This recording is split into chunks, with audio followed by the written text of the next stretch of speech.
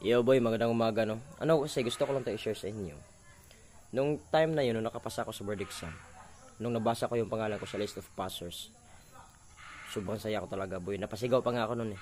Sabi ko, ganyan. Tapos yung mga magulang ko narinig ko din na sumigaw ganit sa sobrang saya, ganit sumigaw sila na ganyan. Kasi yung panahon hindi sayang yung gastos din. At that time walang celebration na nangyari, pero okay lang sa akin, walang problema. Sabi kasi ni mama na ibubuhos lang natin yung celebration pag nakapasok ka na. Pero pag hindi ka nakapasok, doon ka na sa construction magbubuhos ng semento. Okay lang naman sa akin. At noong October 9, nagpunta kami sa Cagayan. 7 pala, October 7. Kasi October 9 yung take out namin. 7, nagpunta kami sa Cagayan. Nang dumating kami sa hotel, kinuha ko yung cellphone ko. Pag open ko, nag-chat pala si mama.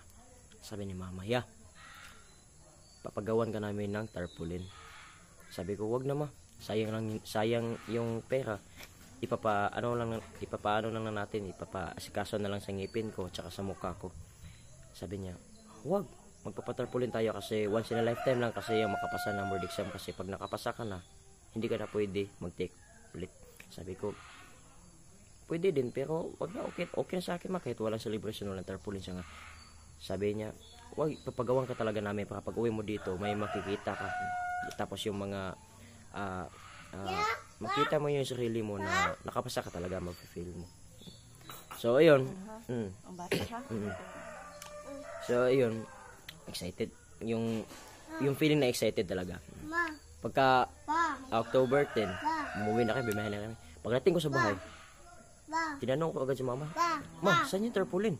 Sabi niya, ito. Ako, ano to? Yung tarpaulin mo. Hayop, puting ilaw boy, yung tarpaulin ko, passport size lang pala. Sure lang.